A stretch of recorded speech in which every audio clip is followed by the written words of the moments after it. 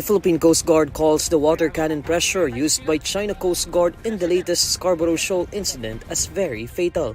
In a press conference, PCG spokesperson for the West Philippine Sea, Commodore Tarriela, says the water cannon attack on April 30 marks China's increased aggression against Filipino vessels in the West Philippine Sea. This is the first time that we can say that the Coast Guard vessel has been subjected to a direct water cannon with that kind of pressure that even resulted to structural damage to the Philippine Coast Guard.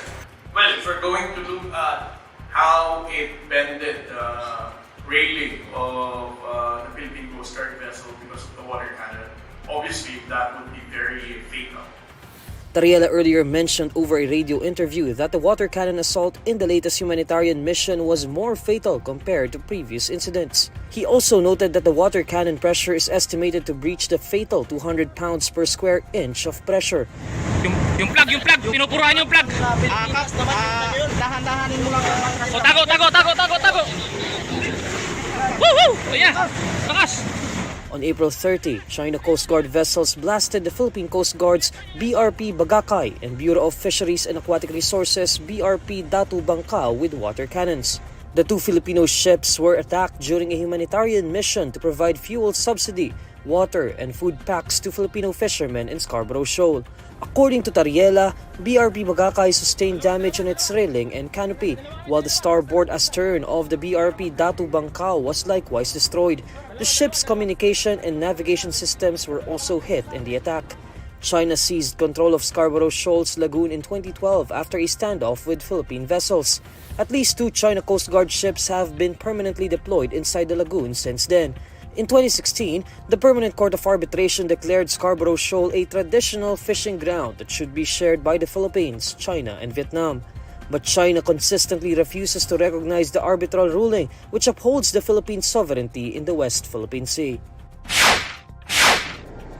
A Philippine Coast Guard official says the latest water cannon incident in Scarborough Shoal does not count as an armed attack, referring to an incident that could trigger the Mutual Defense Treaty between Manila and Washington. PCG spokesperson for the West Philippine Sea, Commodore Tarriela, makes this clarification in a press briefing, even as he notes that the China Coast Guard's actions are escalating. It is still not an armed attack because this remains to be the same. Ang difference lang naman mula noon hanggang ngayon, ano bang bago? Water cannon. Water cannon pa rin naman ang ginagamit ng China. The only difference, perhaps, they are increasing the PSI, the pressure of the water. But as far as the Coast Guard is concerned, this is still not an armed attack.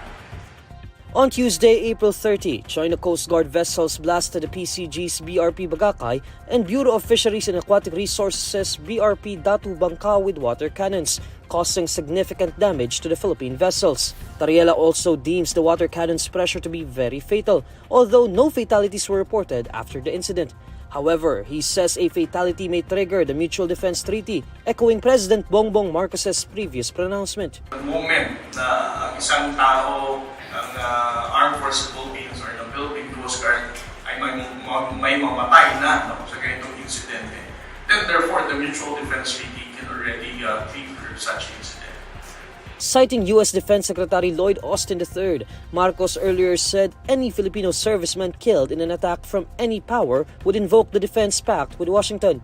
Signed on August 30, 1951, the Mutual Defense Treaty states that Manila and Washington would support each other if an external party attacked either one of them. Articles 4 and 5 of the Mutual Defense Treaty states that an armed attack in the Pacific, including anywhere in the South China Sea, on either their public vessels, aircraft, or armed forces, including their coast guards, would invoke mutual defense commitments between both countries. The Philippine Coast Guard has yet to deploy a ship to check on the Chinese research vessel in the eastern section of the country, as most of its assets are concentrated in the West Philippine Sea. PCG spokesperson for the West Philippine Sea, Commodore Tarriela, says they are still waiting for an available ship to check on the vessel Shen Kuo, which was spotted near Philippine Rise since last week. To be honest with you right now, our limited number of vessels are strategically deployed in the western side or the western seaport. But just like what the Armed Forces of the Philippines mentioned, should there be already available vessels that we can deploy, we'll be deploying it to check on the Chinese survey ship. On Sunday, April 28, the Armed Forces of the Philippines reported that Shen Kuo was spotted off Viga Town in Catanduanes. Navy spokesperson for the West Philippine Sea, Commodore Roy Vincent Trinidad, also revealed that Shen Kuo was laying out an unidentified piece of equipment around 100 miles east of Catanduanes. This is the second time this year alone that a Chinese research vessel was spotted in the country's eastern section near the Philippine Rise.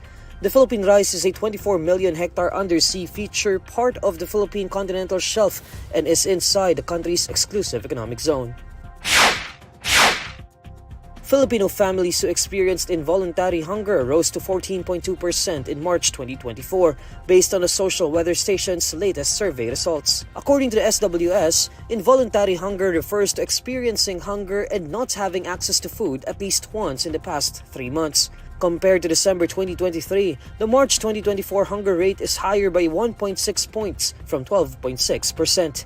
The SWS says the March 2024 hunger figure is also higher than the 10.7% annual hunger rate of 2023 and the highest since 16.8% in May 2021.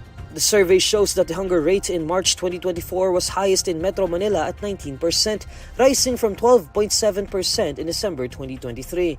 Balance Luzon followed at 15.3% and Visayas at 15%, both also logging an increase from December 2023. On the other hand, only Mindanao recorded a decrease from 12% in December 2023 to 8.7% in March 2024.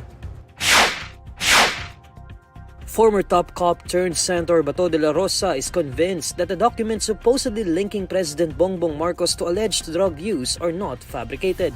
The documents in question are the Philippine Drug Enforcement Agency's authority to operate and a pre-operation report supposedly dated March 11, 2012. In an interview on Wednesday, May 1, Dela Rosa says the documents are not AI-generated nor are they fabricated. He explains that the punch holes seen on the document make it seem like it was removed from a folder. On Tuesday, April 30, Dela Rosa, who chairs the Senate panel on public order and dangerous drugs, conducted an investigation into the alleged leaked documents. In the hearing, PDEA Director General Moro Virgilio Lazo categorically stated that the documents were fake. However, this was contradicted by former PDEA investigation agent Jonathan Morales, who stood firm that the leaked documents linking Marcos to illegal drugs were authentic. Morales was the signatory to the documents. According to Dela Rosa, he is convinced by Morales' disclosure because the former PDEA official is what the senator deems as very straightforward. However, Dela Rosa says this does not mean that the subject personalities in the alleged leaked documents were already confirmed to be drug users, as they are still subject for validation. PDEA had earlier debunked what it called fake operational documents, saying that it ran a check through its plans and operations reports management information system and found that no such operation was logged on March 11, 2012. Pagasa says 1 or 2 storms may enter or form within the Philippine Area of Responsibility this month of May. But Pagasa weather specialist Tarriela says on Wednesday, May 1, that no low-pressure areas are currently being monitored nor are expected to enter PAR until next week. Should a typhoon form, Torres says the State Weather Bureau's Climatology Department forecasts 2 possible tracks. The first possible track would be the storms making near-shore landfall before moving away from the country. The other possible track sees the storms forming or entering from the eastern section of Mindanao and then proceeding to approach Cagayan Valley, eastern Visayas, Bicol Region, Mimaropa, and parts of Calabar Zone before leaving the Philippine Area of Responsibility past the West Philippine Sea. Torres then reminds the public to monitor weather updates regularly as typhoon tracks change based on the conditions present. Pag-asa previously warned that the country may continue to experience hot temperatures and extreme heat index levels during the summer, on top of the lingering effects of the El Niño phenomenon.